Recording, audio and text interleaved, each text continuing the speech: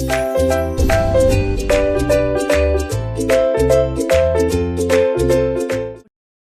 Class में मैंने क्या बताया था? लास्ट क्लास में मैंने स्टेप नंबर 1 बताया था, जिसमें मैंने क्या बोला था कि सारी एसेट को ट्रांसफर कर दो और सारी लायबिलिटी को ट्रांसफर कर दो, जो जिस खाते से बिलोंग करती है उस खाते में ट्रांसफर कर दो रिस्पेक्टिव अकाउंट में। ठीक है, जैसे कि मैंने बोला था क्वेश्चन में कैश दे रखा है तो कैश अकाउंट खोलो और लिख दो टू बैलेंस बीडी। अच्छा, बैंक दे रखा है तो बैंक अकाउंट खोलो टू बैलेंस बीडी। और कैश और बैंक दोनों दे रखा है तो तुम्हारी मर्जी है, तुम्हारे पास कैश अकाउंट खोलना चाहो कैश अकाउंट ओपन कर लो, बैंक अकाउंट खोलना चाहो बैंक अकाउंट ओपन कर लो। पहला काम मैंने ये किया था स्टेप नंबर फर्स्ट में। फिर उसके बाद मैंने बोला था उसके बाद देखो पार्टनर्स कैपिटल अकाउंट दे रखा है तो पार्टनर्स कैपिटल अकाउंट खोलोगे, लिखोगे बाय बैलेंस बीडी, और बैलेंस बीडी लिखने की कोई जरा एंट्री नहीं होती। उसके बाद कोई रिजर्व पड़ा है तो पार्टनर्स कैपिटल अकाउंट में बांट कर खत्म कर देंगे। ठीक है, और उसके अलावा मेरा होता कोई प्रॉफिट पड़ा है, प्रॉफिट लॉस अकाउंट का क्रेडिट बैलेंस, तो वो भी पार्टनर्स कैपिटल अकाउंट में बांट कर खत्म कर देंगे, यानी पार्टनर्स कैपिटल अकाउंट की क्रेडिट साइड में जाएगा। अच्छा, अगर प्रॉफिट लॉस अकाउंट का डेबिट बैलेंस दे रखा है तो वो पार्टनर्स कैपिटल अकाउंट की डेबिट साइड में जाएगा, उसकी एंट्री होगी प्रॉपर।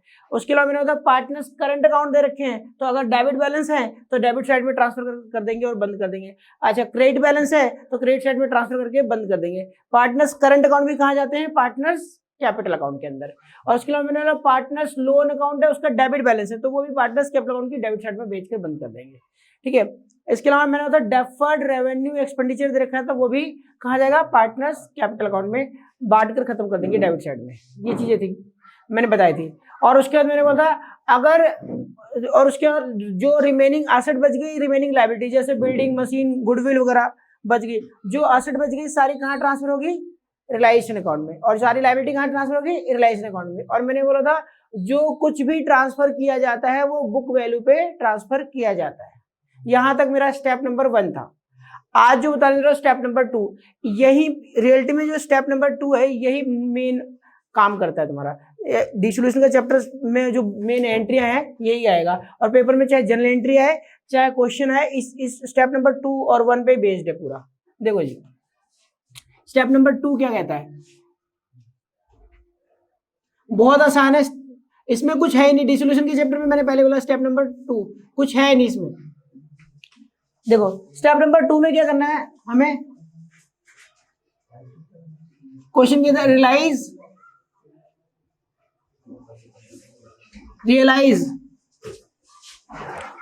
एसेट्स।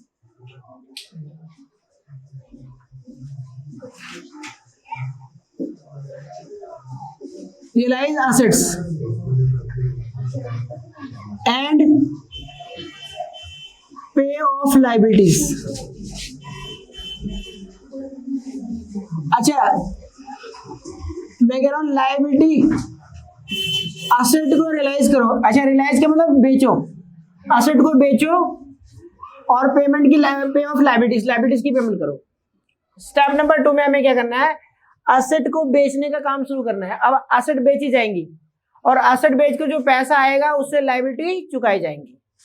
हमारा काम क्या है? एसेट को बेचना है और लायबिलिटी को पे करना है। सारी एसेट कहां पहुंच चुकी है? रिलायजेशन में। स्टेप नंबर 1 में तुमने सारी एसेट को उठा के कहां ट्रांसफर कर दिया है? रिलायजेशन अकाउंट में। और सारी आउटसाइडर लायबिलिटी भी कहां ट्रांसफर हो चुकी है? रिलायजेशन अकाउंट में। अब एक एक एसेट को बेचेंगे और बेचकर जो पैसा आएगा उससे लायबिलिटी को पे करेंगे। ये काम करना है। अब रियलाइज कैसे कैसे हो सकती है एसेट? एसेट को कैसे कैसे बेचा जा सकता है? तो देखो इसमें बात करें तो सबसे पहले फॉर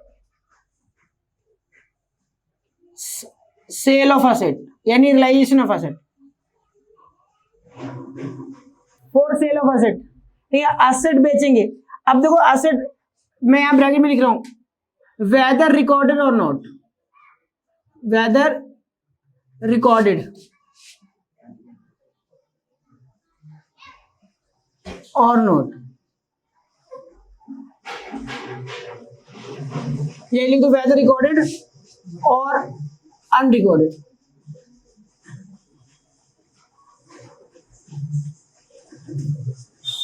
अच्छा, एसेट चाहे रिकॉर्डेड हो चाहे अनरिकॉर्डेड एंट्रियां नहीं बदलती, ध्यान रखना इस चैप्टर में यही बात अच्छी है।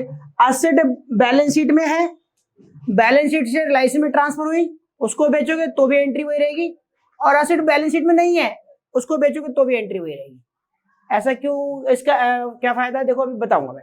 ठीक है, तो चाहे एसेट बैलेंस शीट में हो तो उसको, बैलेंस शीट में एसेट है तो उसको बोलेंगे रिकॉर्डेड है, और अगर बैलेंस शीट में एसेट नहीं है तो क्या है, अनरिकॉर्डेड। चाहे एसेट रिकॉर्डेड हो चाहे अनरिकॉर्डेड, एंट्री सेम होती है। और पहली एंट्री देखो फर्स्ट, इसमें ए, व्हेन एसेट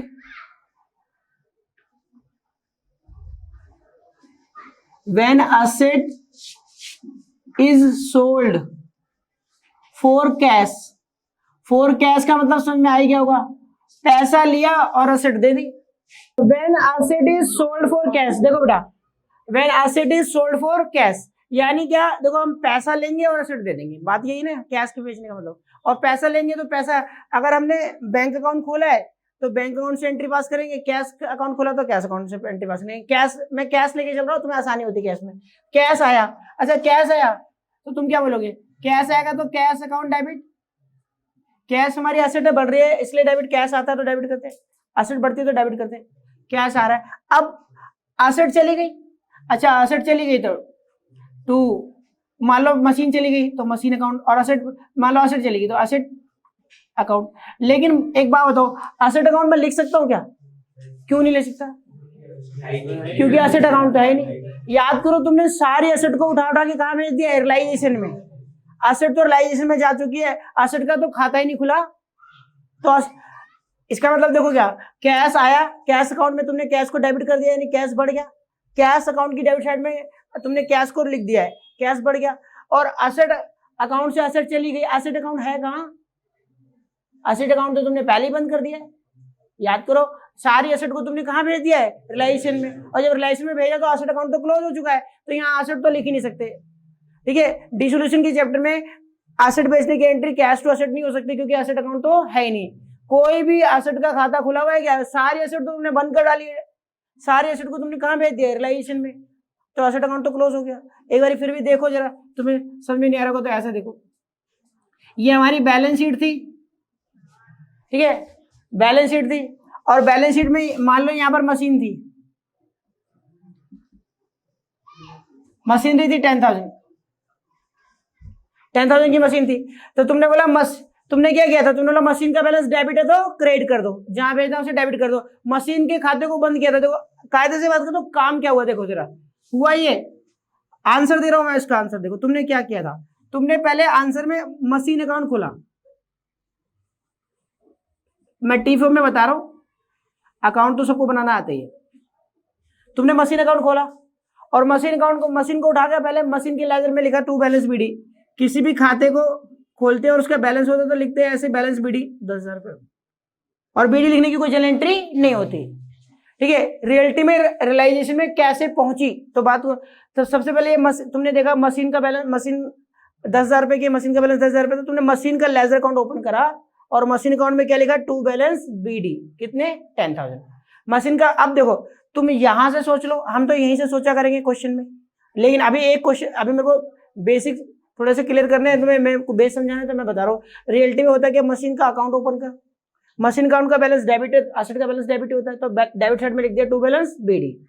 अब देखो मैं कहूँगा मशीन का बैलेंस डेबिट है तो क्रेडिट कर दो, जहां भेजना उसे क्रेडिट कर दो। अकाउंट में देखने से पता चला मशीन का बैलेंस डेबिट है, मशीन का बैलेंस डेबिट है तो क्रेडिट कर दो, जहां भेजना उसे डेबिट कर दो। तो मैंने बोला मशीन का बैलेंस डेबिट है तो क्या कर दो, क्रेडिट। कहां भेजना जी, रियलाइजेशन में, तो रियलाइजेशन को डेबिट कर दो। ठीक है, तो जब हमने ये एंट्री पास करी तो रियलाइजेशन की डेबिट में टू मशीनरी, रियलाइजेशन अकाउंट में मशीनरी पहुंच गई, रियलाइजेशन की डेबिट में टू मशीनरी,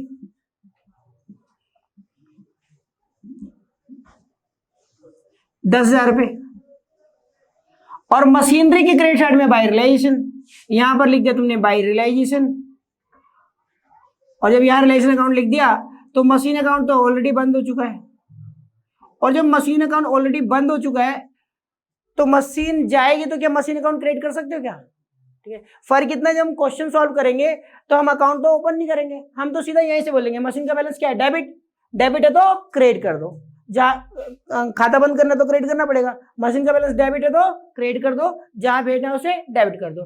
तो entry realisation account debit to machine, इस एंट्री की वजह से realisation account debit to machine जब एंट्री पास करी, इस एंट्री की वजह से रिलाइजेशन की डेबिट में टू मशीन आ गया। अब मशीन कहाँ पड़ी हुई है? रिलाइजेशन अकाउंट में, तो जाएगी कहां से?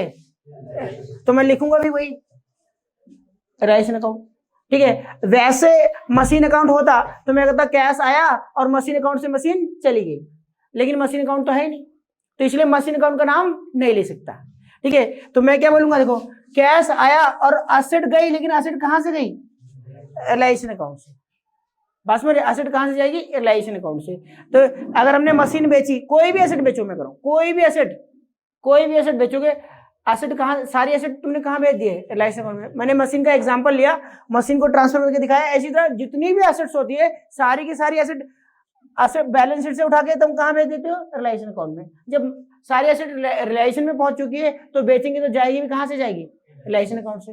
तो इसलिए कोई भी एसेट बेचोगे, मशीन का नाम नहीं, एसेट का नाम नहीं ले सकते। बात हमारी, तो एसेट बेचेंगे तो कैश आएगा और एसेट कहाँ से जाएगी? रिलाइजेशन अकाउंट से। मशीन बेची तो एंट्री क्या हो जाएगी? Cash to realisation. तो यहाँ पर बाई रिलाइजेशन आएगा। कितने में बेची? 10 की मशीन है, 12 में बेची, 8 में बेची, कितने में बेच सकते हो? तो तुम्हारा वो जितने में बेचेगी, मान लो मैंने बोल दिया 12 में बेची या 10 में बेच दी, चलो तो 10 में, समझाने के लिए, ठीक है। अब ये देखो, एसेट तुमने ट्रांसफर कर दिया, जितने में ट्रांसफर किया हो सकता है उतने में बिक जाए, हो सकता है उससे कम में बिक जाए, हो सकता है उससे ज्यादा में बिक जाए। ये बात तो मैटर करती है, क्वेश्चन में बताएगा, एडजस्टमेंट में बताएगा, ठीक है। तो मैं तो तुम्हें एंट्री समझा रहा हूं कि एसेट आएगी, एसेट बेचोगे तो कैश आएगा, और एसेट कहां से जाएगी? रिलाइजेशन अकाउंट से, क्योंकि मशीनरी अकाउंट तो है ही नहीं। तो मैं कह रहा हूं किसी भी एसेट को बेचने की, किसी भी एसेट को, कोई भी एसेट हो, मशीन बेचो, बिल्डिंग बेचो, फर्नीचर बेचो, गुडविल बेचो, कोई भी एसेट बेचो, स्टॉक बेचो, कुछ भी बेचोगे, एंट्री क्या होगी? कैश अकाउंट डेबिट, और सारी एसेट कहां पहुंच चुकी है? रिलाइजेशन में, तो जाएगी कहां से? रिलाइजेशन से। तो एंट्री क्या हुई बताओ? Cash account debit to realization,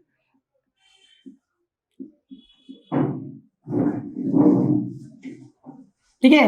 cash account debit to relation account, ठीक है। और मेरी बात सुना, चाहे एसेट रिकॉर्डेड हो, रिकॉर्डेड का मतलब समझ आया, बैलेंस शीट में थी, ये देखो मशीन बैलेंस शीट में थी, और मैंने मशीन को कहां बैलेंस शीट से कहां भेज दिया? रिलाइजेशन अकाउंट में, ठीक है। अच्छा, एक मशीन थी ऐसी जो रिकॉर्ड नहीं थी बैलेंस शीट में, तो उसे बोलेंगे अनरिकॉर्डेड, उसको बेचूंगा तो भी entry cash account debit to relation. अंतर समझ में आया? देखो अंतर ये है, देखो सुनो, कि अगर मशीन बैलेंस शीट में थी, रिलायंस में तुमने ट्रांसफर करी, एंट्री बोली reliance account debit to machine, ठीक है। फिर उसको बेचा तो तुमने बेचा मान लो 12,000 में, तो एंट्री क्या हो जाएगी? Cash account debit to reliance 12,000 रुपए। अब देखो यहां पर सुनो, कैश कितना आएगा समझना? 12,000। तो कैश की डेबिट में टू रिलायंस, कैश बढ़ जाएगा 12,000 से, और रिलायंस की डेबिट में भाई यहाँ कैश आएगा बेटा, रिलायंस नहीं आएगा, सॉरी गलत लिखा तुमने, कैश टू रिलेशन ना एंट्री बोली, cash account debit to relation, तो रिलेशन के में क्या जाएगा? By cash. सेम अकाउंट में रिलेशन थोड़ा, रिलेशन अकाउंट में, रिलेशन के अकाउंट में रिलेशन का नाम नहीं ले सकते, ठीक है। कैश टू रिलेशन हुआ ना, तो कैश की डेबिट में टू रिलेशन, और रिलाइजेशन की डेबिट में बाई कैश, ठीक है, क्लियर हो गया। अब एक बात हो, 12,000 में मशीन बिक गई, तो तुम्हें नहीं लगता मशीन थी कितने की, कितने में बिकी, कितने का फायदा? अपने आप क्रेडिट साइड बढ़ जाएगी, क्रेडिट साइड बढ़ जाएगी, जो क्रेडिट साइड बढ़ जाएगी तो अपने आप प्रॉफिट रिकॉर्ड हो गया और प्रॉफिट तुम निकाल लोगे।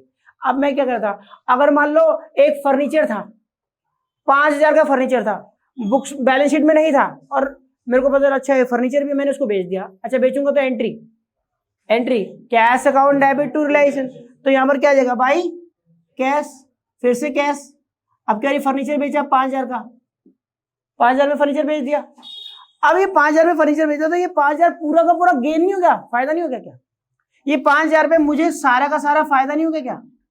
गेन हो गया, फायदा, और फायदा हो गया डेफिनेट। एक बात बताओ, जब तुमने एंट्री बोली cash account debit to relation, cash आया, कैश बढ़ गया, और रिलेशन में क्रेडिट कर दिया 5,000 पे, तो फायदे वाली, रिलेशन की क्रेडिट साइड फायदे वाली साइड होती है, फायदा बढ़ गया, तो अपने प्रॉफिट आ गया, और 5 का 5 पूरा का पूरा फायदा हो गया, भाई मेरे पास पहले से नहीं था, एक एसेट मिल गई तो मुझे 5 का 5 मिला, 5,000 की वैल्यू मिली, 5,000 की पूरी वैल्यू फायदा है। ठीक है, तो अपने आप ये रिकॉर्ड हो गया और ये फायदा ही कहलाएगा, प्रॉफिट ही तो है। ठीक है, तो इसलिए मैं कह रहा हूँ एसेट चाहे रिकॉर्डेड हो चाहे अनरिकॉर्डेड, अनरिकॉर्डेड होगी तो बेच दोगी तो जितनी वैल्यू की एसेट होगी सारा का सारा मेरा क्या हो जाएगा, फायदा। ठीक है, इसलिए याद रखना एसेट रिकॉर्डेड हो या अनरिकॉर्डेड हो, एंट्री क्या होगी, बेचने की, कैश में बेचने की, cash account debit to realisation. किसी को डाउट है तो बताओ, यहां तो कुछ पूछना है। ठीक है, नरेशन क्या होगी, कोई भी एसेट बेचो, बीइंग एसेट सोल्ड या बोल दो रियलाइज्ड, बीइंग एसेट रियलाइज्ड या सोल्ड। चाहे लिखना चाहते हो लिख दो फॉर कैश या इन कैश। लो जी, इन कैश, कैश में एसेट बेच दी, कैश में। कोई डाउट है तो बताओ। अब नेक्स्ट एंट्री देखना बेटा, when asset is taken over, when asset is taken over, जब एसेट ले जाई जाती है।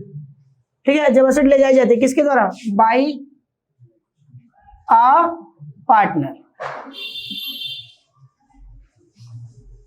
जब एक पार्टनर कहता है एसेट मुझे दे दो, तो क्या एंट्री होगी, when asset is taken over by a partner. अब मैं क्या कर, देखो पार्टनर क्या कहता है, यार ये फर्नीचर, एक काम करो ये फर्नीचर मुझे दे दो, किसी और को बेचोगे मुझे ही दे दो, मैं ले जाता हूँ। फाइनल जब पेमेंट होगी ना, आखिरी में जब हिसाब किताब होगा तो उसमें एडजस्ट कर लेना। तो पार्टनर कहता है एसेट मुझे दे दो, तब क्या होगा, तब भी बात वही है। एक बात बताओ, देखना बेटा, बैलेंस शीट आपने बनाई हो, बैलेंस शीट आपको क्वेश्चन में दी होगी, और बैलेंस शीट के अंदर फर्नीचर मान लो दिया हुआ है, मान लो 10,000 का फर्नीचर दे रखा है।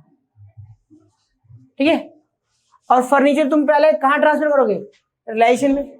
सारी एसेट कहाँ जाती है, रिलायंस में। तो बताओ रिलायंस में भेज दो पहले उसको, एसेट ट्रांसफर हो गई तुम्हारे रिलायंस अकाउंट में। तो फर्नीचर का बैलेंस क्या है, डेबिट। फर्नीचर का बैलेंस क्या है, डेबिट। डेबिट है तो क्रेडिट कर दो, जहां भेजना उसे डेबिट कर दो। Entry reliance account debit to furniture,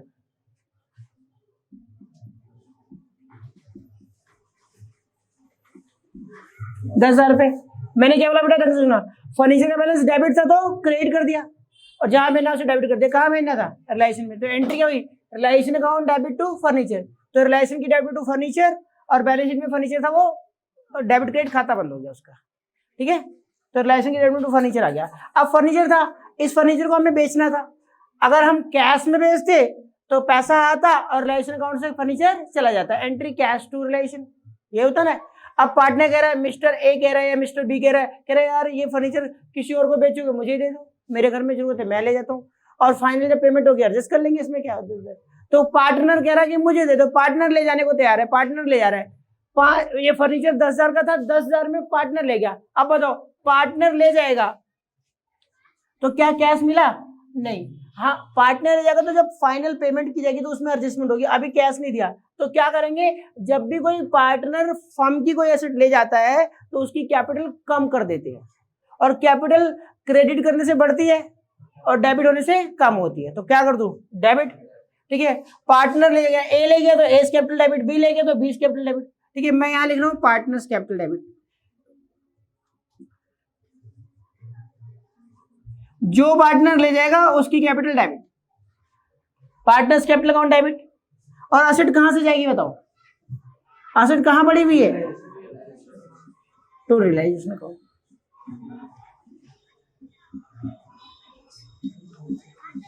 ठीक है, जितने में ले जाएगा उतने से एंट्री पास करेंगे, partners capital account debit to realisation.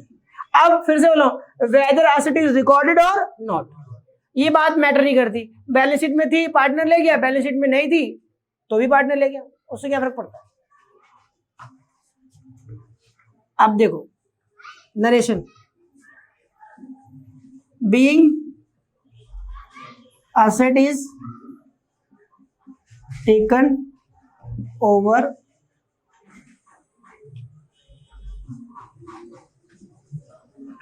Bye partner,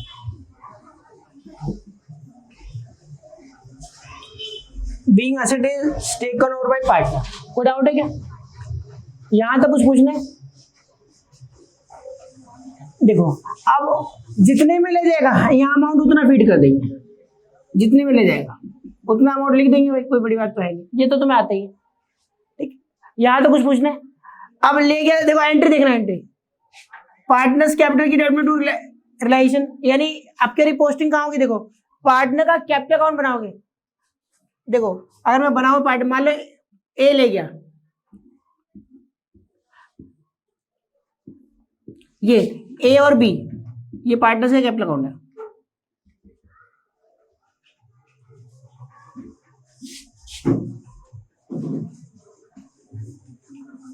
अब देखो मान लो ये ए ले गया, अगर ए ले गया तो एंट्री क्या होगी? A's capital account debit to realisation. तो ए की कैपिटल की डेबिट में क्या लिखोगे तुम? पर्टिकुलर वाले कॉलम में टू रिलाइजेशन, लिखने का तरीका रिलाइजेशन, और यहाँ ब्रैकेट में लिख दोगे क्या ले गया? फर्नीचर। फर्नीचर कौन ले गया? ए। तो ए की कैपिटल की डेबिट साइड में दिखा दोगे। इसका मतलब ए की कैपिटल उतने रुपए से डेबिट हो गई, यानी क्या? कम। जब credit minus debit final payment होगी, क्रेडिट माइनस से डेबिट साइड घटा के जब पेमेंट करेंगे तो फर्नीचर की वैल्यू भी उतनी घट गई। समझ आ गया? एडजस्ट हो जाएगी अपने आप। तो एक तो इफेक्ट देखना क्या होगा, पार्टनर्स कैपिटल अकाउंट की डेबिट साइड में टू रिलाइजेशन लिखोगे, ठीक है, और दूसरा इफेक्ट क्या लिखोगे? रिलाइजेशन की क्रेडिट साइड में बाय पार्टनर्स कैपिटल।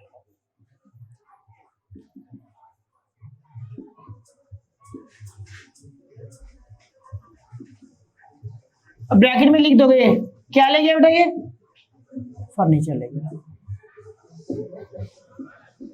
जितने में ले जाए, 10 में ले जाए, 12 में ले जाए, 15 में ले जाए, जितने में ले जाएगा उतने की एंट्री पास करें। कोई डाउट है तो बताओ। अच्छा, इन दो एंट्री में बच्चों को कोई प्रॉब्लम नहीं होती। अब मेन बात तो अब स्टार्ट हो रही है, ठीक है। पहली दो एंट्री में क्या होता है? तुमने कोई भी एसेट बेचो, मैं कह रहा हूं कोई भी asset, whether recorded or not, कोई भी एसेट बेचोगे, कैश में बेचोगे एंट्री कैश टू रिलाइजेशन, और कोई पार्टनर ले जाएगा तो partners capital account debit to realisation. कुछ बड़ी बात है इसमें? क्या बड़ी बात अब स्टार्ट हो रही है, देखो ये बात। और जिसको इसका पॉइंट नंबर ए बी मैंने करा दिया, पॉइंट नंबर सी कराना, जिसको पॉइंट नंबर सी आता है उसको समझ लो डिस्ट्रीब्यूशन में मोस्टली बातें आती है। परेशान सिर्फ बच्चे को पॉइंट नंबर सी में आता है, जब हमारी कोई लाइबिलिटी, हमारी कोई एसेट ले जाए, ठीक है, तब क्या होता है। देखो मैं एग्जांपल ले रहा हूं क्रेडिटर का, लाइबिलिटी कोई भी ले जा सकती है, लेकिन मैं एग्जांपल ले रहा हूं क्रेडिटर का, ठीक है, और आप उसी की बेसिस पे सारे कोई भी होगा, कोई भी लाइबिलिटी ले जाएगी तो उसकी एंट्री बना लोगे। स्टेप नंबर 2 के अंदर मैंने अभी मैं क्या सिखा रहा हूं? देखो स्टेप नंबर 2 में मैं क्या सिखा रहा हूं? एसेट का बेचना। एसेट कैसे कैसे बेची जा सकती है? तो कैश में बेची जा सकती है, पार्टनर ले जा सकता है, और कोई लाइबिलिटी भी टेक ओवर कर सकती है। पॉइंट नंबर सी इसमें मैं कह रहा हूं when asset is taken over by any creditor for full और final settlement of his claim. मैं कह रहा हूं कोई क्रेडिटर कहता है अच्छा आपसे इतना पैसा लेना है, एक काम करो आप मुझे एसेट ही दे दो अपनी, ठीक है। देखो मैं समझा रहा हूं पहले, फिर लिखवाता हूं। पहले देखो ये एक बैलेंस शीट है, और ये बात ढंग से समझना बेटा, यहां पर ही बच्चों को कंफ्यूजन होती है। बस जिस बच्चों को ये पॉइंट क्लियर है, डिसोल्यूशन का चैप्टर क्लियर है। डिसोल्यूशन चैप्टर में अभी तक कुछ लगा गया, सारी एसेट ट्रांसफर कर देनी है, सारी लायबिलिटी ट्रांसफर कर देनी है, एक्यूमुलेटेड प्रॉफिट वगैरह। भाई एक्यूमुलेटेड प्रॉफिट लॉस तो बांटना तुम्हें पहले से आता था, एडमिशन में पढ़ के नहीं आया क्या? रिटायरमेंट में पढ़ के नहीं आया क्या? सब पढ़ गया, वो तो तुम्हें बांटना आता ही था। नया क्या आ रहा है? एसेट ट्रांसफर कर दी, लायबिलिटी ट्रांसफर कर दी, एसेट को बेच रहे हैं, लायबिलिटी को बेच रहे हैं, और लायबिलिटी की पेमेंट कर रहे हैं, एसेट को बेचकर लायबिलिटी की पेमेंट कर रहे हैं। एसेट अब पार्टनर ले जा रहा है तो क्या एंट्री? कोई बड़ी मुश्किल एंट्री तो नहीं थी। एसेट कैश में बेच रहे हैं तो कोई मुश्किल एंट्री तो नहीं थी। अब एक यहाँ पर ये भी बहुत आसान है, बट बच्चा कंफ्यूज होता है यहाँ पर, इसमें केसेस बहुत सारे हो जाते हैं। देखो मैं कह रहा था, देखो एक फर्नीचर है मान लो, ये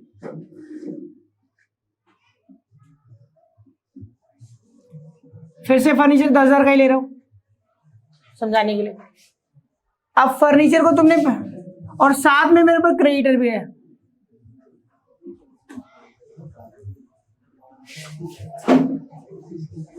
क्रेडिटर है।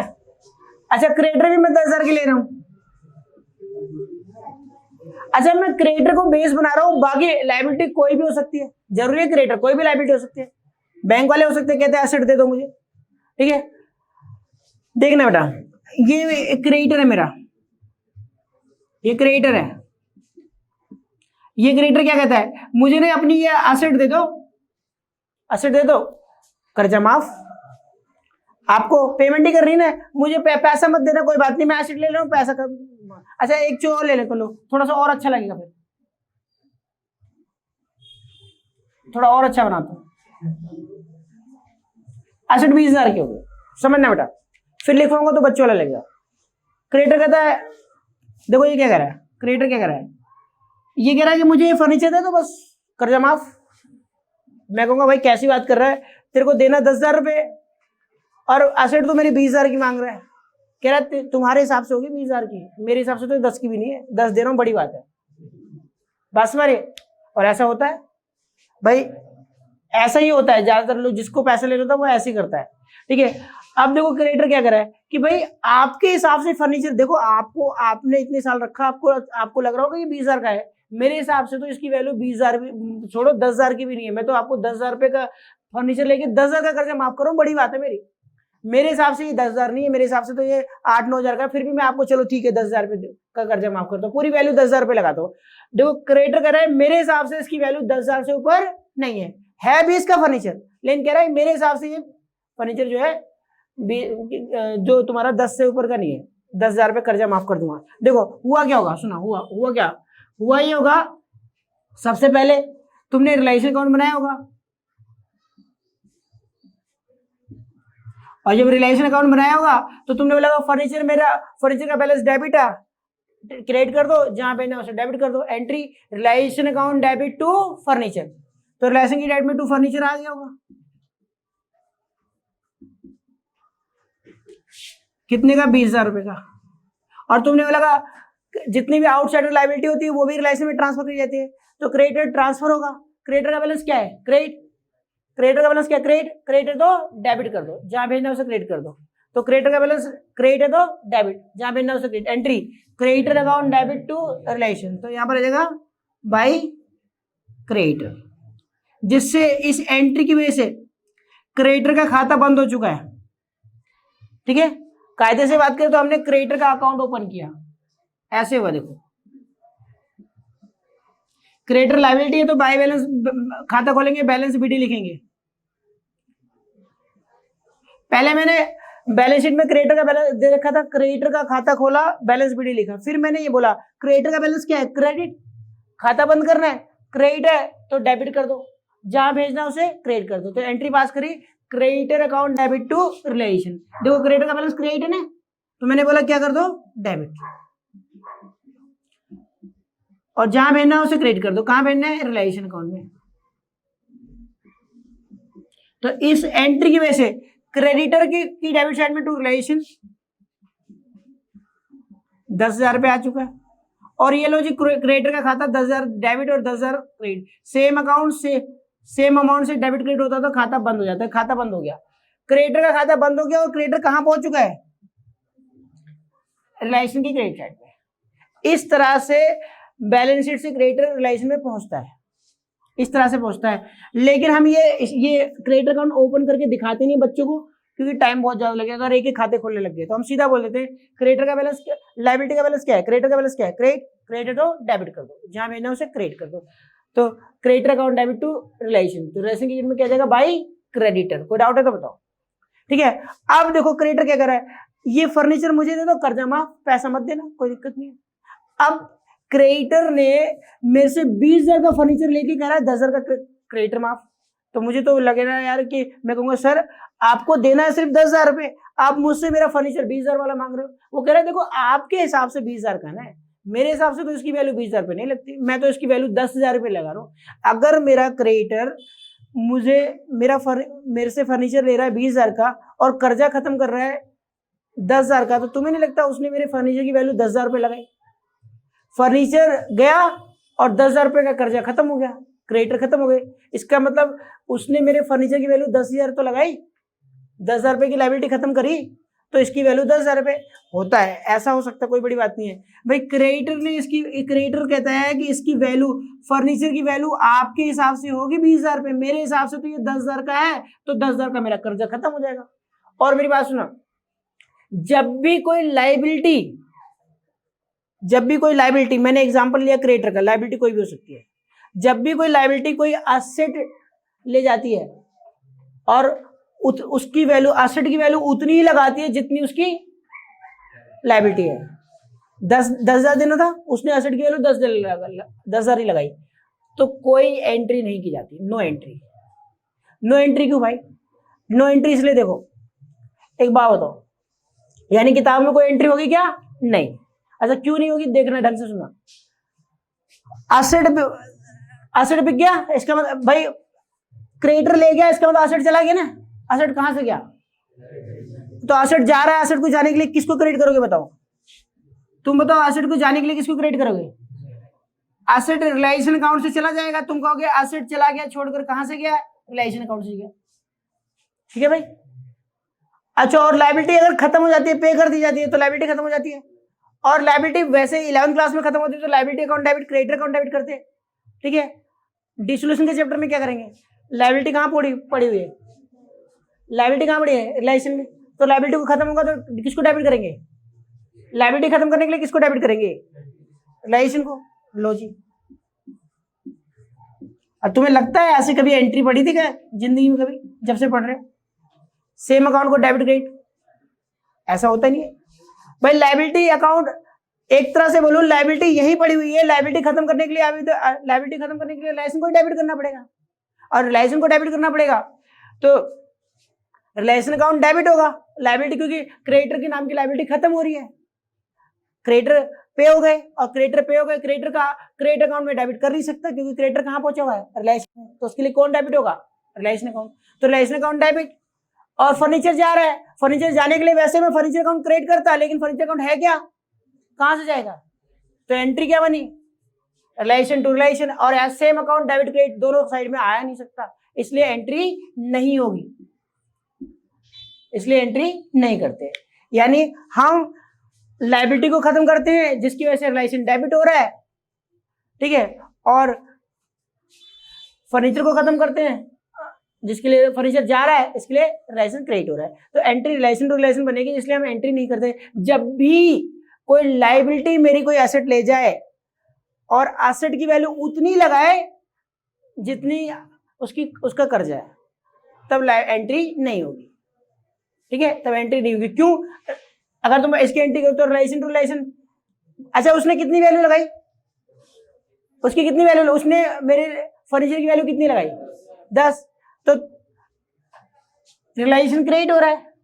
अगर मैं यहाँ 10 लिखूं, देखो समझो जरा, समझाने के लिए कर रहा हूं, ऐसा होगा नहीं। 10 क्रिएट में कर दूं और लायबिलिटी खत्म हो रही है, लायबिलिटी खत्म हो रही है, लायबिलिटी को खत्म करने के लिए 10,000 डेबिट, तो अल्टीमेटली 10,000 तो डेबिट, कोई इंपॉर्टेंस रही इसकी? 10 डेबिट में 10 क्रेडिट में कोई इंपॉर्टेंस रही?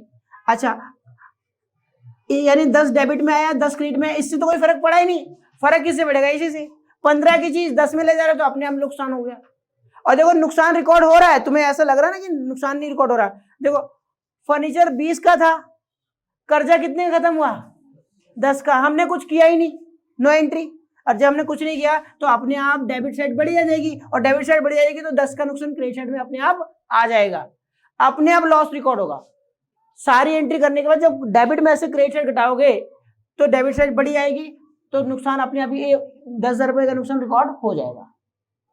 ठीक है, बात हमारी क्लियर हो गया? और नुकसान, या फिर मान लो नुकसान अपने आप एडजस्ट हो रहा है, इंडिविजुअल एंट्री से दिख रहा होगा तुम्हें कि डेबिट साइड बढ़ी आ रही है 20,000, और इधर क्रेडिट साइड में कितना? 10,000। तो 10, 20 में से 10 गया, 10 का लॉस आ गया। ठीक है, और अगर सारी एंट्री करके देखोगे तो फिर ये अपने आप लॉस को सेट ऑफ करवा लेगा, एडजस्ट करा लेगा। बात हमारी ठीक है? तो मैं समझाना क्या चाहता था, एंट्री नहीं होती जब कोई लायबिलिटी कोई एसेट ले जाती है और एसेट की वैल्यू उतनी लगाती है जितनी की लायबिलिटी की वैल्यू है। ठीक है, यहां तक कोई डाउट है तो बताओ। अब दूसरी बात सुनना ढंग से। दूसरी बात क्या है, ये बात समझ गए सबको? ऐसा भी तो हो सकता है कि भाई ये कहता है, क्रिएटर क्या कहता है? क्रिएटर कहता है यार फर्नीचर की वैल्यू कैसी बात कर रहा है, फर्नीचर 20,000 रुपए का, मुझे तो ये 5,000 का भी नहीं दिखता भाई। आपके हिसाब से होगा 20 का, मेरे हिसाब से आपका फर्नीचर 5,000 से ऊपर का नहीं है, मैं तो 5,000 लूंगा, 5,000 इसकी वैल्यू लगा रहा हूं, दे दो मुझे, ठीक है। और अगर 5,000 पे वैल्यू लगाई, अब बताओ जरा अब क्या होगा। क्रिएटर क्या कर रहा है, मैं नहीं मानता ये 10,000 का है, मैं तो सिर्फ इसकी वैल्यू 5,000 रुपए लगा रहा हूं।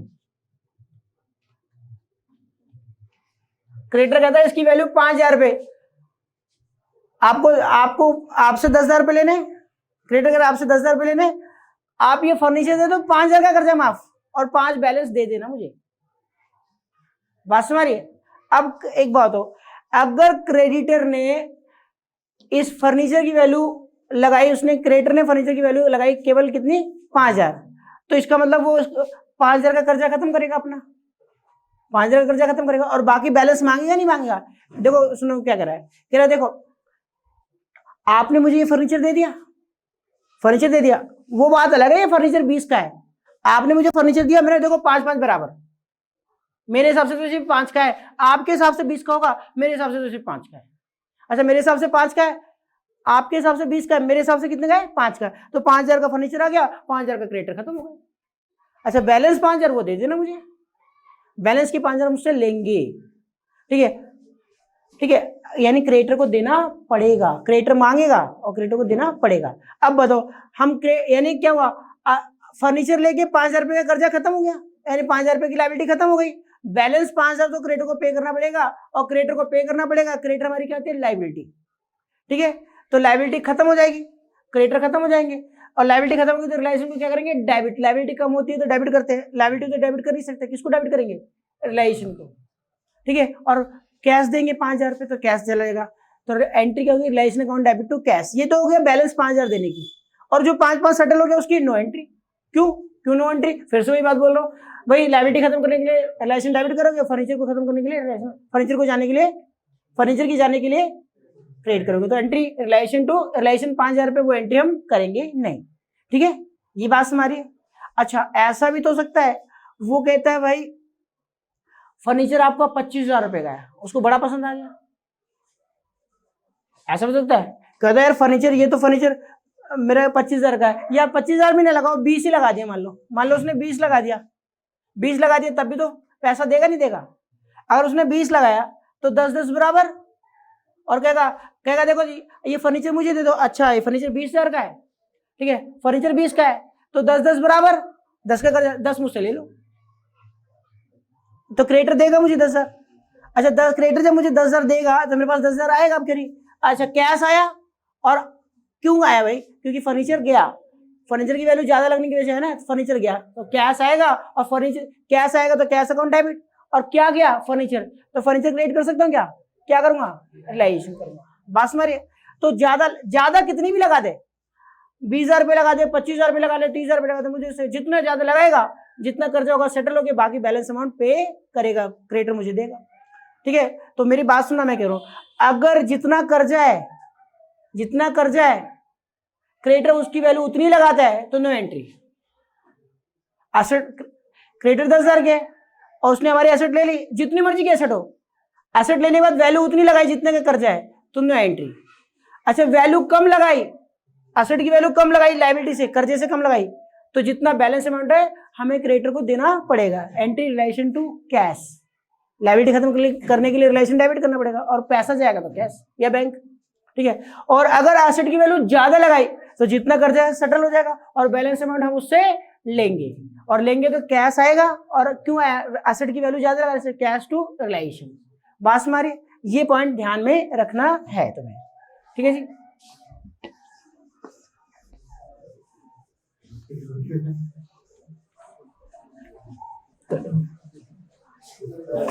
Point number C,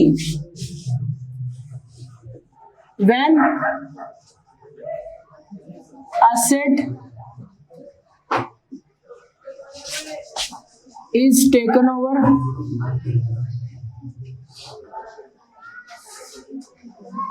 by any creditor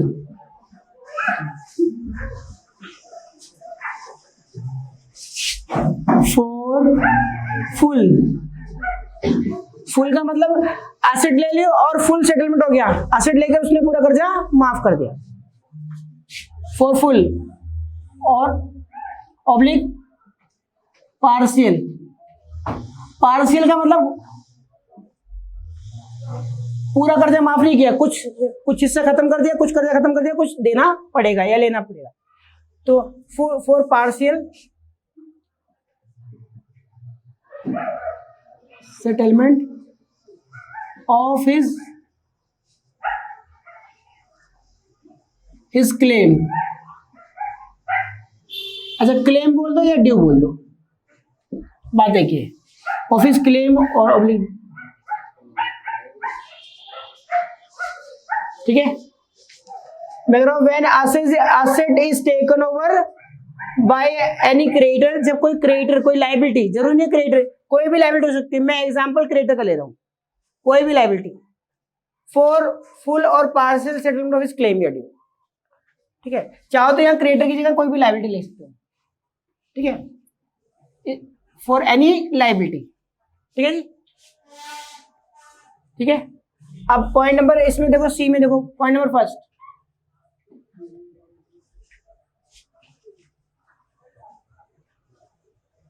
when you लिख दो, if asset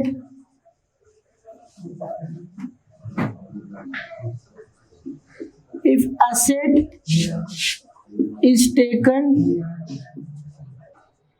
over by any creditor,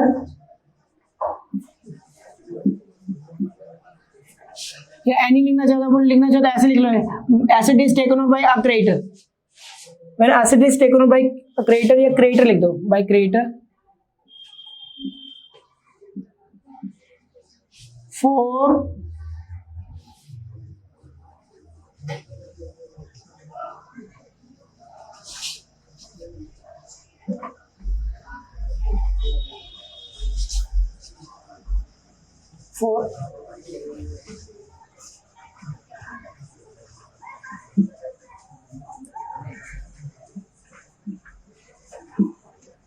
for full and final settlement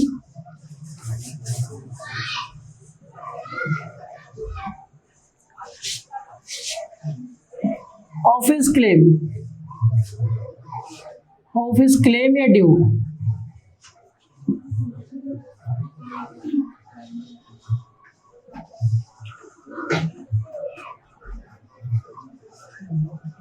या ऑब्लिक करके due, when asset is taken by creditor for full and final settlement of his claim, ठीक है, वो full and final settlement कर लेता है, asset लेता है और आज के बाद लेना देना कुछ नहीं, सारा कर्जा माफ, तो क्या एंट्री होगी भाई इस केस में, क्या एंट्री होगी, नो एंट्री, एस में, क्योंकि उसने एसेट लेकर लायबिलिटी खत्म कर दी, तो जितनी एसेट ली और वैल्यू उतनी लगाई होगी जितनी एसेट की लायबिलिटी की वैल्यू है, तो नो एंट्री, ठीक है।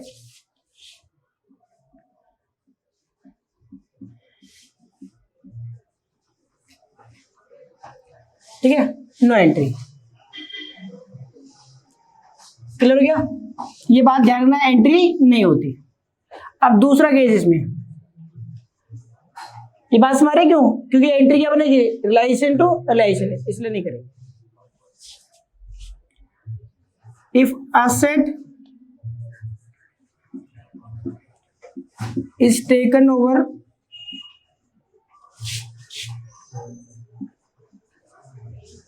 by creditor यानी by liability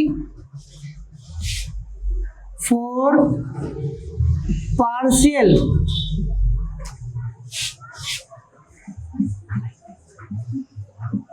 settlement of his claim या due,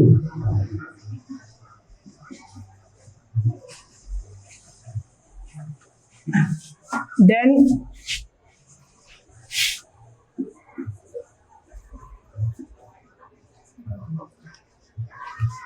balance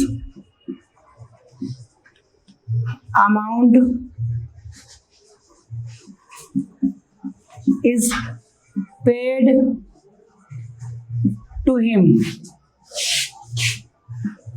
then balance amount paid to him. Balance amount उसको देना पड़ेगा नहीं देना पड़ेगा? अच्छा, जितना सेटलमेंट हो गया उतना नहीं, बाकी बैलेंस अमाउंट देना पड़ेगा। ठीक है, जैसे मैंने अपने एग्जांपल में फर्नीचर लिया था 20 का और लायबिलिटी कितने की लगाई थी? क्रेडिटर कितने के थे? क्रेडिटर कितने के थे? 10 के। और मैं अगर मैं बोलूं कि देखो कि क्रेडिटर पहुंच गया रिलेशन अकाउंट में, क्रेडिटर ट्रांसफर करते हैं रिलेशन अकाउंट में और फर्नीचर भी ट्रांसफर करते हैं रिलेशन अकाउंट में। और क्रेडिटर क्या कहता है? क्रेडिटर मुझे ये कह रहा है कि देखो जी, आपका फर्नीचर में मुझे 5,000 से ज्यादा का नहीं लगता। अच्छा, लायबिलिटी कितने की है? 10 की। क्रेडिटर को चुकाना कितना है? 10। क्रेडिटर कह रहा है जी, आपका फर्नीचर से 5,000 का है, फर्नीचर मुझे दे दो, 5,000 रुपए का कर्जा माफ। अच्छा, फर्नीचर ले गया, फर्नीचर कितने का था मुझे उससे मतलब नहीं है, फर्नीचर कितने का था मुझे उससे मतलब नहीं है, कितनी वैल्यू लगाई? 5,000 की वैल्यू लगाई। अच्छा, फर्नीचर की वैल्यू 5,000 रुपए, तो इसका मतलब उसने 5,000 रुपए का कर्जा खत्म कर दिया। अच्छा, 5,000 का कर्जा खत्म, 5,000 की कोई एंट्री नहीं होगी क्योंकि उसकी एंट्री रिलेशन टू रिलेशन ही बनेगी। ठीक है भाई, फर्नीचर लिया, मुझे मतलब नहीं है, मैं फिर से बोला, फर्नीचर वैसे देखने में तुम्हारे मन में आएगा कि 20,000 का, लेकिन उसकी वैल्यू कितनी कर रहा है वो, उसके हिसाब से तो उसकी वैल्यू 5,000 रुपए। तो वो ये कहेगा आपने मुझे 5,000 का फर्नीचर दिया, आपके हिसाब से 20 का ना, मेरे हिसाब से तो 5 का, और मैंने आपका 5,000 रुपए का कर्जा माफ कर दिया। आज को आपको क्रेडिटर मुझे कि जो पेमेंट करनी थी 10,000, उसमें से 5,000 सेटल हो गया, 5,000 की असेट लेके 5,000 का सेटलमेंट हो गया, उसकी नो एंट्री। अच्छा, लेकिन बैलेंस अमाउंट कितना बचे? 5 तो पे करना पड़ेगा। तो मैं कहूँगा मैं क्रेडिटर को जो 5,000 पे करूंगा, मैं कौन बिजनेस पार्टनरशिप फर्म, मैं पे करूंगा तो मेरी जेब से पैसा जाएगा, और पैसा जाएगा तो ये तो पक्का है कि कैश कम होगा। ठीक है, या बैंक अकाउंट खोला तो बैंक से पे करोगे, और लायबिलिटी कम होगी, लायबिलिटी का अकाउंट लिख सकते हो, क्रेडिट अकाउंट लिख सकते हो डेबिट में? नहीं, लायबिलिटी की जगह क्या डेबिट होगा? रिलेशन, क्योंकि लायबिलिटी कहाँ पड़ी हुई है? रिलेशन में। तो एंट्री क्या होगी? Realisation account debit, realisation account debit to cash. ठीक है, कोई डाउट है तो बताओ, डाउट है? Being payment made to creditor, पैसा तो क्रेडिटर को दिया ना,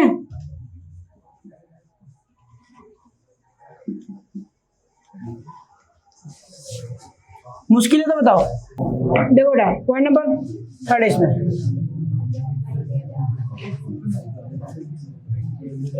if asset is taken over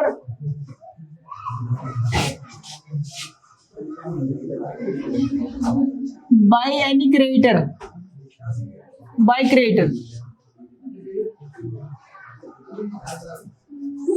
मैं कह रहा हूं देखो, if asset is taken over bye creditor, asset कौन लेके जाता है? Creditor. End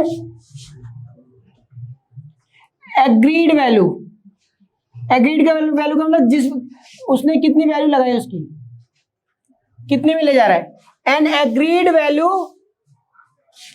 of asset and agreed value of asset is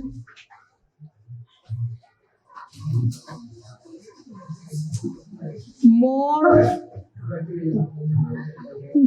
than his claim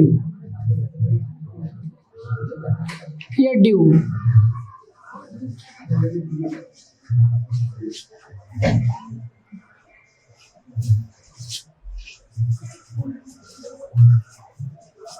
मेरा agreed value of asset is more than, agreed value of asset is more than his claim or due, then balance amount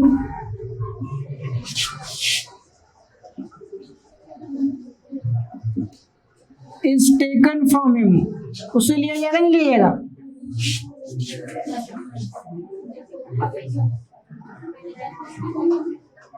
मैंने to him नहीं लिखा, from him. अगर उसने हमारे asset की value ज्यादा लगाई तो जितना कर्ज है उतना सेटल हो जाएगा, बाकी पैसा उससे लेंगे।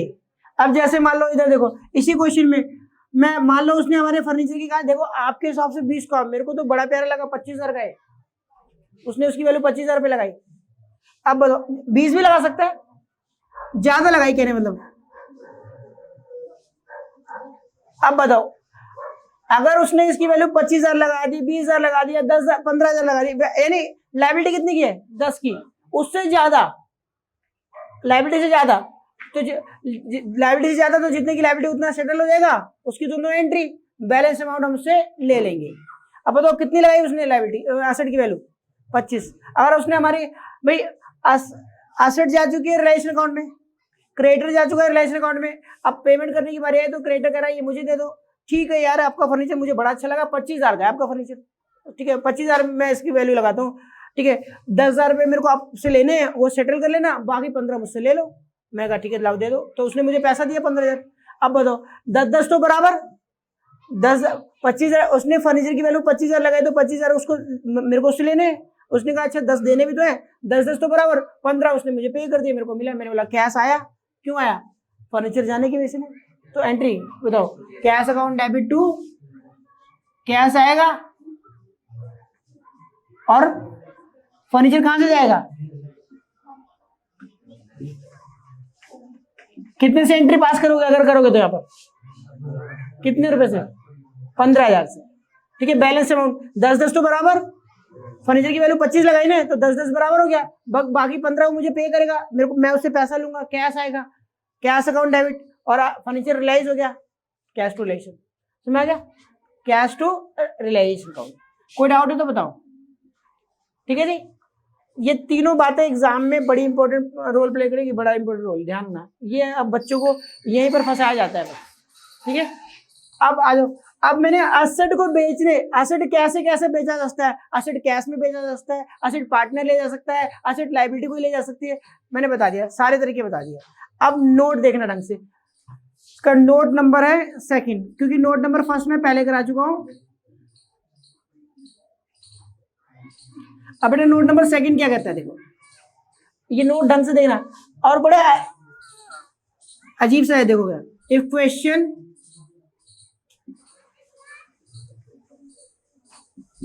क्वेश्चन इज साइलेंट, अगर क्वेश्चन साइलेंट है, क्वेश्चन में कुछ ना बताए, क्वेश्चन साइलेंट है, क्वेश्चन में कुछ ना बताए, रिगार्डिंग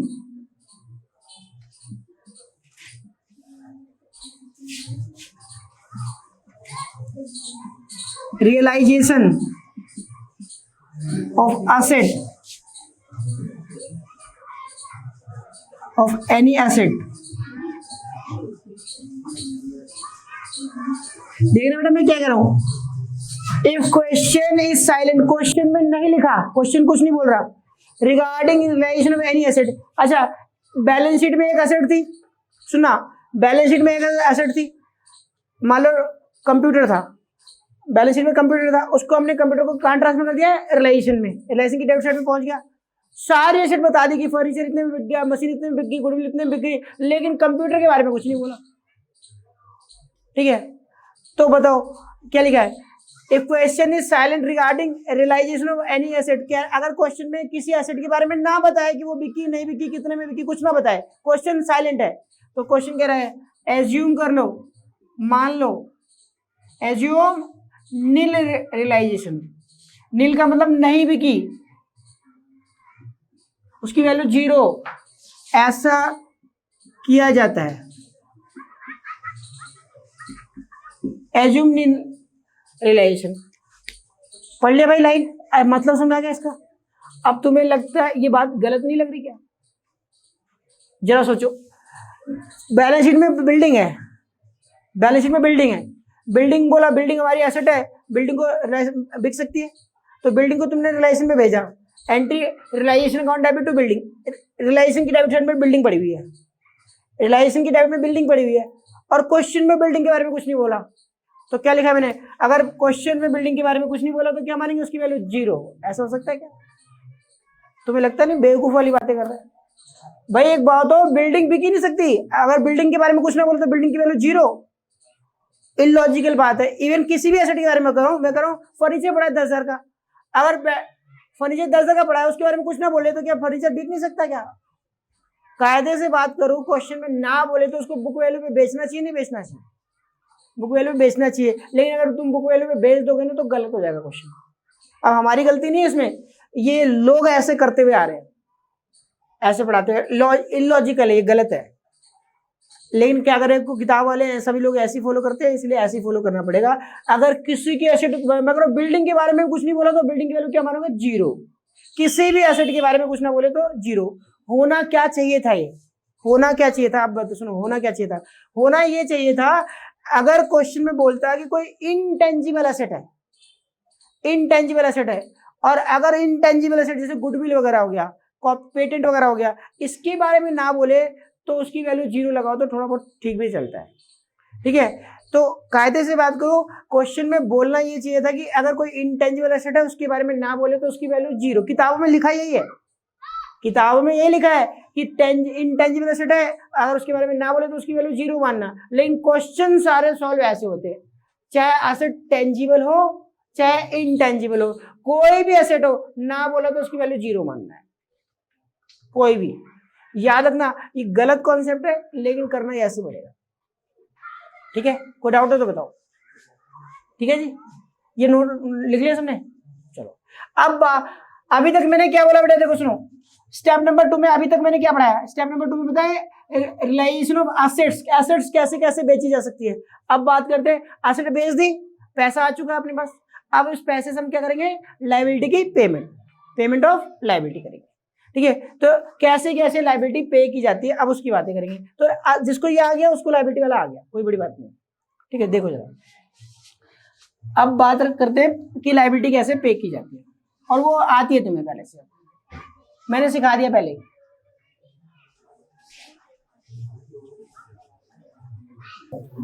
अब मैं क्या सिखाने जा रहा हूँ कि लायबिलिटी, अभी तक मैंने बोला देखो एसेट बेचते कैसे कैसे, एसेट कैसे कैसे बेचा जाता है, एसेट बेच दिया, बेच के पैसा आ चुका है, अब उस पैसे से हम जितनी भी लायबिलिटी उसको पे करेंगे। तो पे ऑफ लायबिलिटीज, यानी ये ऑफ डबल आना चाहिए था, पे ऑफ लायबिलिटीज, लायबिलिटी की पेमेंट करना। ठीक है, पे ऑफ लायबिलिटी, अब देखो पेमेंट ऑफ लायबिलिटी,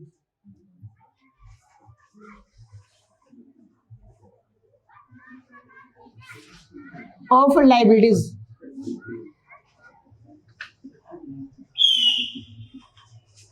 अच्छा लायबिलिटी की पेमेंट करेंगे फिर से, वेदर रिकॉर्डेड और अनरिकॉर्डेड, चाहे लायबिलिटी बैलेंस शीट में है और बैलेंस शीट से रिलाइजेशन में जाएगी और फिर पे करेंगे, और चाहे तो बैलेंस शीट में नहीं है, अनरिकॉर्डेड पे करेंगे तो भी एंट्री सेम रहती है। चाहे लायबिलिटी रिकॉर्डेड हो या लायबिलिटी अनरिकॉर्डेड हो, लायबिलिटी को पे करने की एंट्री सेम रहती है। तो कभी ये कंफ्यूज मत होना, रिकॉर्डेड है तो क्या होगा, अनरिकॉर्डेड है तो क्या होगा, एंट्री सेम रहती है। ठीक है, और अब देखो इसमें कौन कौन सा हो सकता है पॉइंट नंबर ए। ठीक है, when liability is paid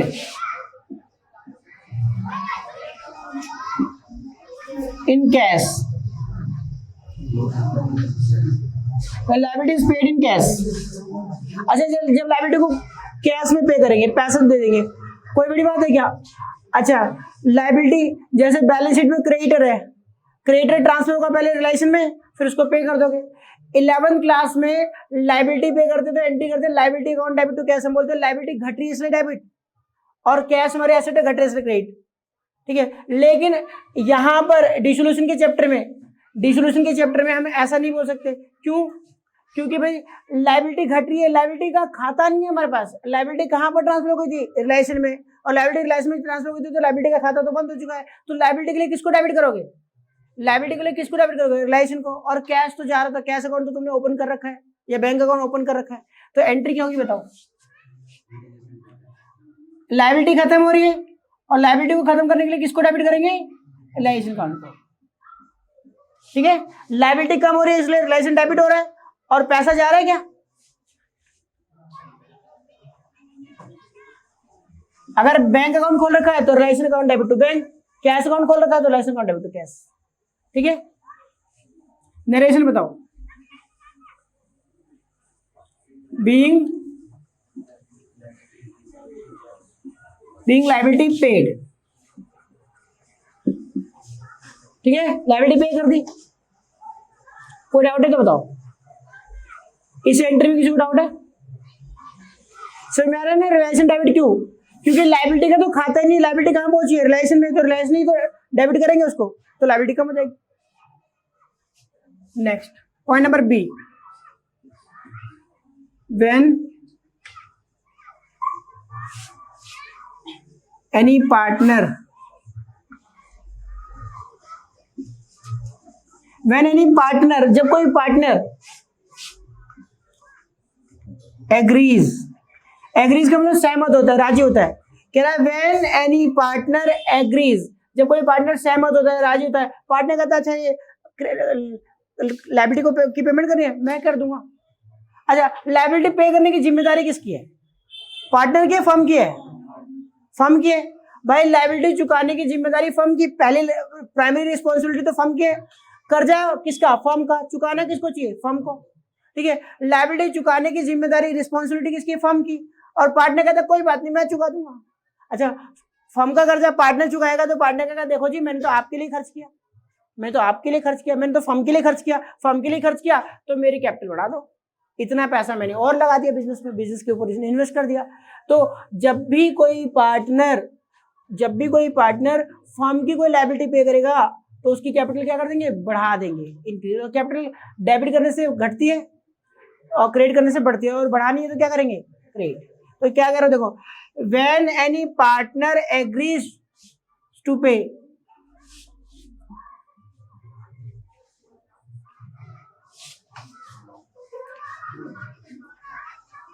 any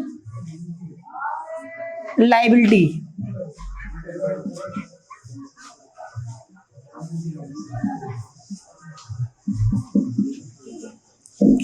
ठीक है, जब कोई पार्टनर कहता है कि मैं पे कर दूंगा, ठीक है, जब कोई पार्टनर एग्री हो जाता है लायबिलिटी पे करने के लिए तो पे कर देंगे, और लायबिलिटी पे पार्टनर पे करेगा तो एक बात तो पक्का है कि भाई लायबिलिटी कम हो रही है। लायबिलिटी कम होने के लिए क्या करते हैं बताओ?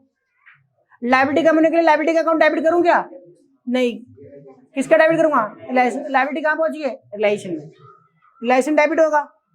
और कैश गया क्या हमारी जेब से? फर्म का कैश गया क्या? फर्म के कैश अकाउंट को क्रेडिट करूं? नहीं। क्यों? किसने पे किया? तो पार्टनर जाने, मेरे को क्या मतलब है? अच्छा, पार्टनर ने खर्च किया तो पार्टनर की कैपिटल तो बढ़ाऊंगा ना, क्योंकि पार्टनर फर्म के लिए खर्च किया। तो एंट्री क्या होनी चाहिए बताओ? Realisation account debit to partners capital account. देखो समय ऐसा कैसे होता है, देखो सुनो, ये बैलेंस शीट है, ठीक है, ढंग से देना। कैसे होता है? बैलेंस शीट है, यहां पर दिया हुआ है Mrs A's loan, A's loan, ठीक है, मिसेस एज लोन। अच्छा, मैं ए की वाइफ ने, एक कौन है? पार्टनर। एक कौन है? पार्टनर। एक पार्टनर है जिसकी वाइफ ने फर्म को लोन दे रखा है। अच्छा, ए की वाइफ ने फर्म को लोन दे रखा है। अच्छा, ए की वाइफ ने ए को लोन दिया क्या? फर्म को दिया ना। कर्जा किसका है?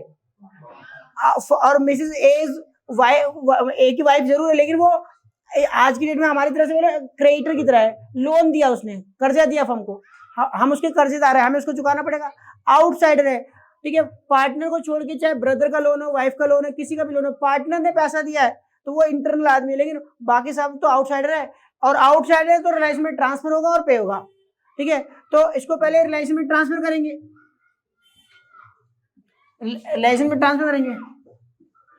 तो देखो भाई, लोन का बैलेंस क्रेडिट है तो डेबिट कर दो, Mrs A's loan debit to relation.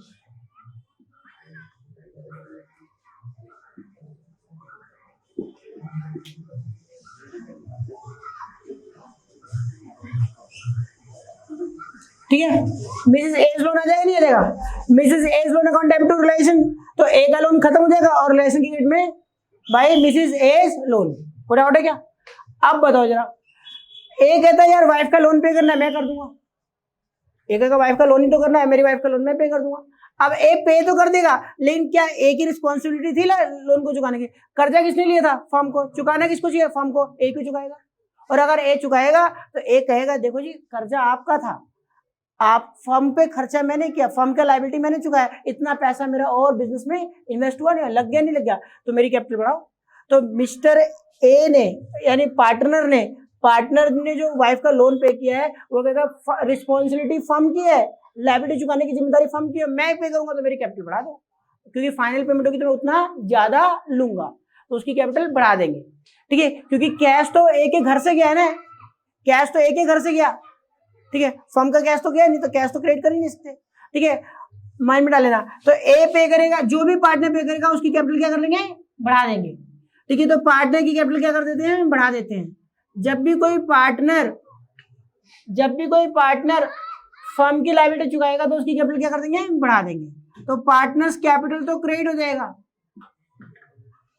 जैसे मान लो एग्जांपल के तौर पे यही है 10,000, तो 10,000 रुपए से पार्टनर की कैपिटल बढ़ा देंगे, क्योंकि लोन लायबिलिटी किसकी थी? फर्म की। चुकाया किसने? पार्टनर ने, तो पार्टनर की कैपिटल बढ़ा देंगे। ठीक है, अब लायबिलिटी खत्म हो गई नहीं हो गई चुकाने के बाद? लायबिलिटी खत्म हो गई। लायबिलिटी कहाँ पर पड़ी हुई थी?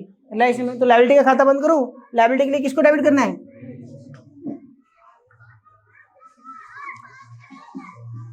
लायबिलिटी रिलायंस अकाउंट में पड़ी है, तो लायबिलिटी रिलायंस अकाउंट से कम होगी, लायबिलिटी घट रही है इसलिए डेबिट हो गया।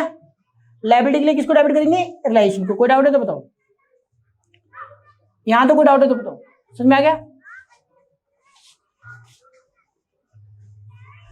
बीइंग liability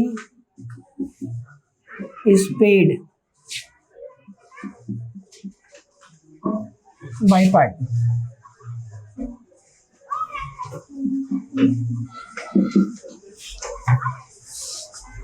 हो गया भाई?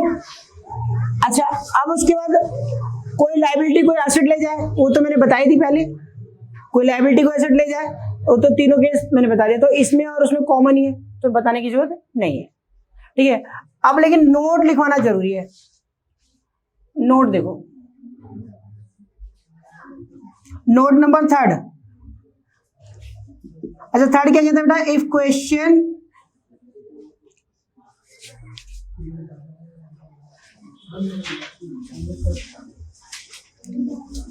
is silent, if question is silent regarding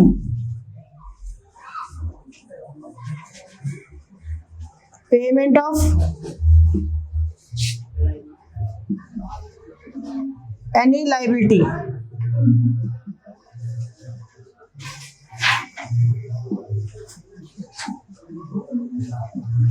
comma assume करना है फुल पेमेंट, यानी हमें फुल पेमेंट करनी है।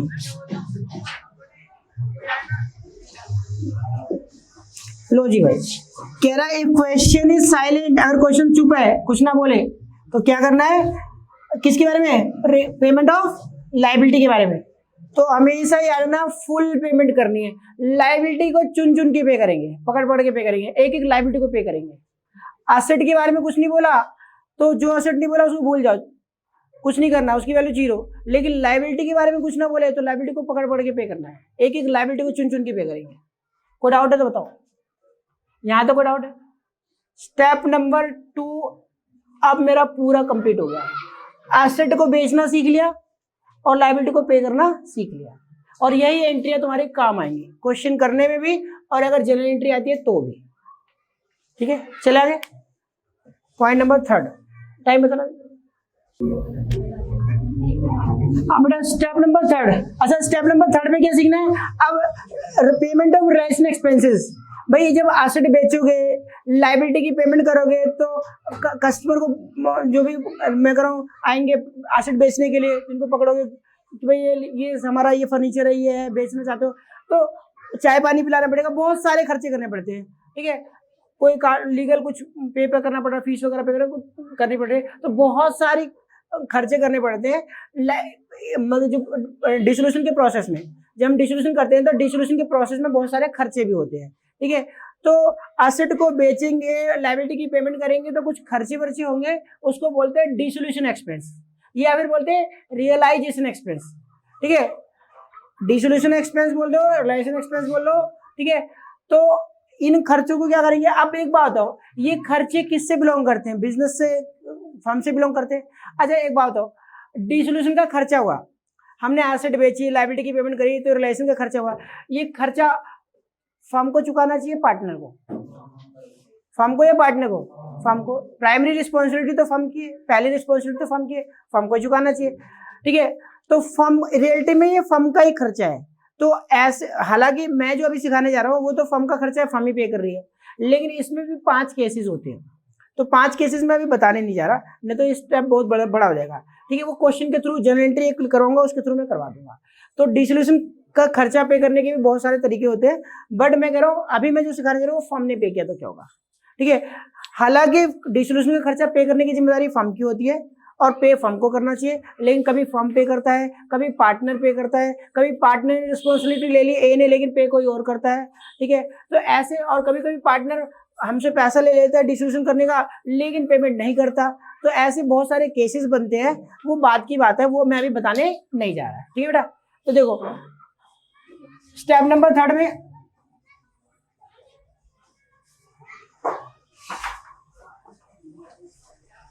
पेमेंट या पे ऑफ रिलेशन एक्सपेंस, पे ऑफ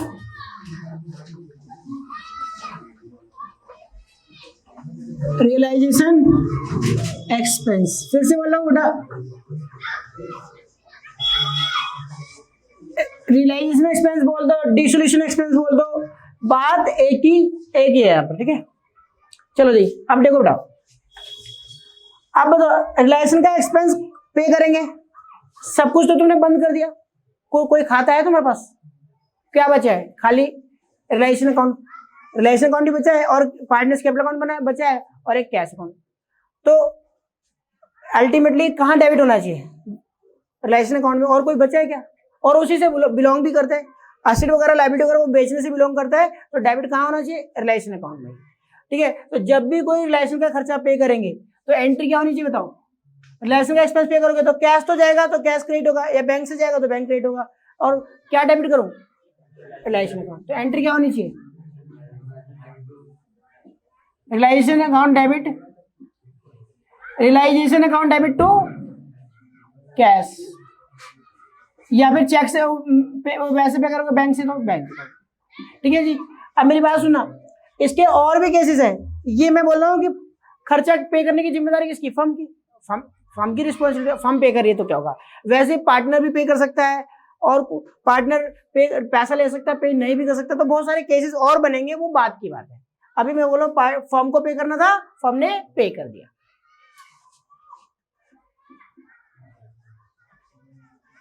बीइंग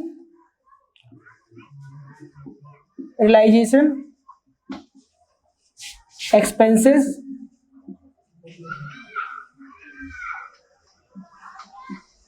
ठीक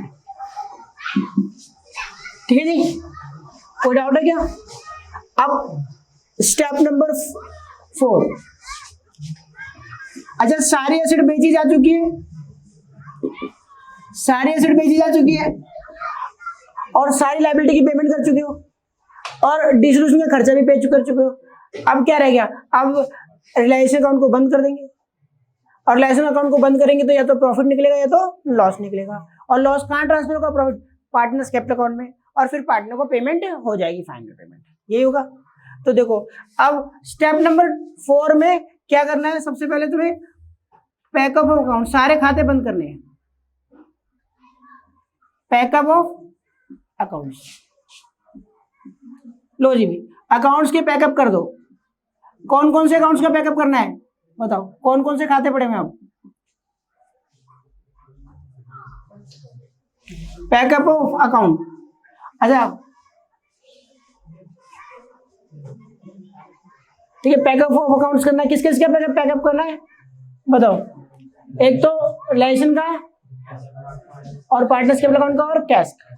आप देखो सबसे पहले हम क्या करेंगे, देखो इसमें क्लोज कर देंगे, क्लोज कर दो close realisation account,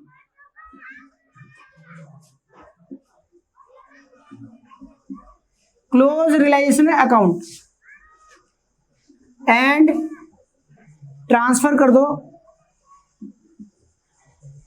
and transfer its balance to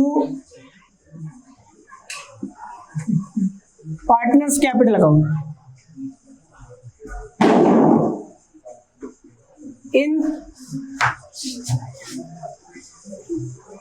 their profit sharing ratio.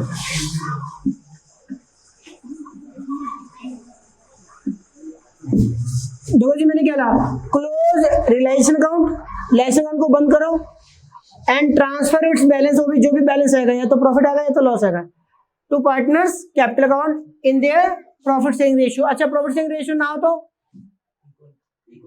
Equal, assume कर लेंगे इक्वल।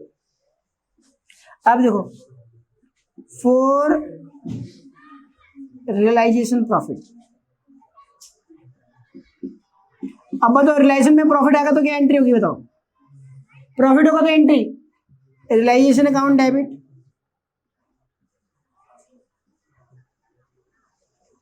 तो पार्टनर में बांट देंगे। अच्छा दो पार्टनर तो relation account debit to A's capital to B's capital, ठीक है, तो मैं लिख रहा हूं realisation account debit to partners capital account, ठीक है। अच्छा लॉस होगा तो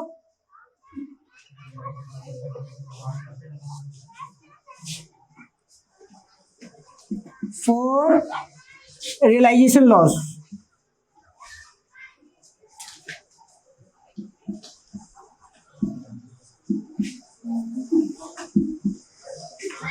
लॉस। अच्छा अगर लॉस होगा तो एंट्री क्या होगी, उल्टी एंट्री रिवर्स हो जाएगी नहीं जाएगी, प्रॉफिट होने की entry relation account debit to partners capital account, तो लॉस होने की होगी उल्टी। अगर दो पार्टनर तो A's capital debit B's capital debit to relation, तो एंट्री क्या जाएगी, partners capital account debit to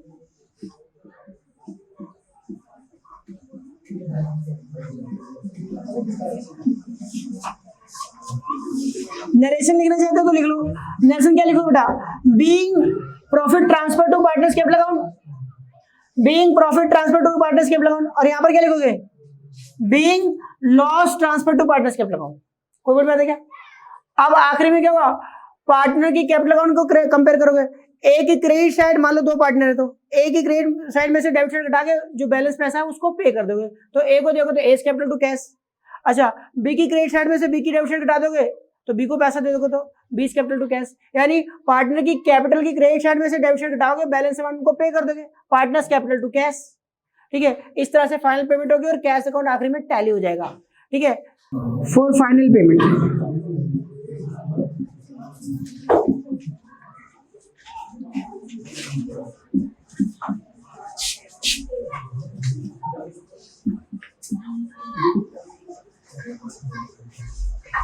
final payment करोगे, ए को दोगे तो एस कैपिटल डेबिट, बी को दोगे तो बीस कैपिटल डेबिट, एंट्री लिख रहा हूं मैं partners capital account debit, partners capital account. यहां पर देखो मैं पार्टनर्स लिख के एपोस्ट्रोफी एस लगाता हूं, इसका मतलब पार्टनरों का कैपिटल अकाउंट। मैं करो पार्टनर लिख के एपोस्ट्रोफी एस लगा के लगाता तो फिर उसका मतलब एक पार्टनर, यहाँ मैंने पहले एस लगाया फिर उसके बाद एपोस्ट्रोफी कॉमा लगाया, तो यार ना एस लगाने के बाद कॉमा लगा रहे तो इसमें मतलब पार्टनरों को, और अगर खाली ऐसे देखो अंतर ही ध्यान रखना, पार्टनर का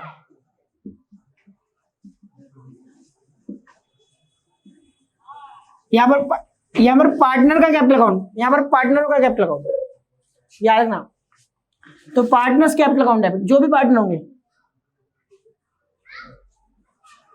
टू कैश या बैंक,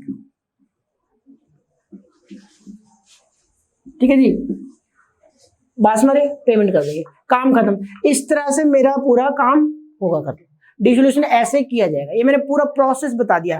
इसी स्टेप में जब हम काम करेंगे, क्वेश्चन सॉल्व करेंगे, तो इसी स्टेप को फॉलो करते हुए करेंगे। ठीक है, एग्जाम में जो जनरल एंट्री आती है, जो मैंने स्टेप सिखाया उसके अंदर जो जनरल एंट्री सिखाई, एग्जाम में जनरल एंट्री भी आ सकती है। इस चैप्टर में बोर्ड के पेपर में जनरल एंट्री भी पूछ सकता है 8 मार्क्स में, 6 मार्क्स में, और क्वेश्चन भी पूछ सकता है। तो क्वेश्चन भी आता है, लेजर अकाउंट बनाने आ सकते हैं, realisation account, partners capital account, cash account, और जनरल एंट्री भी आ सकती है। तो जो जनरल एंट्री मैंने इस प्रोसेस को सिखाने में सिखाई, इस स्टेप को सिखाने में सिखाई, वो सारी जनरल एंट्री पूछ लेता है एग्जाम में। ठीक है, बस इसमें एक चीज मैंने छोड़ी है, वो payment of realisation expenses. Realisation के एक्सपेंसेस की अलग अलग एंट्रियां होती है, वो मैं क्वेश्चन के थ्रू करा दूंगा, अगली क्लास में ही हो सकता है करा दूंगा। ठीक है, चलो।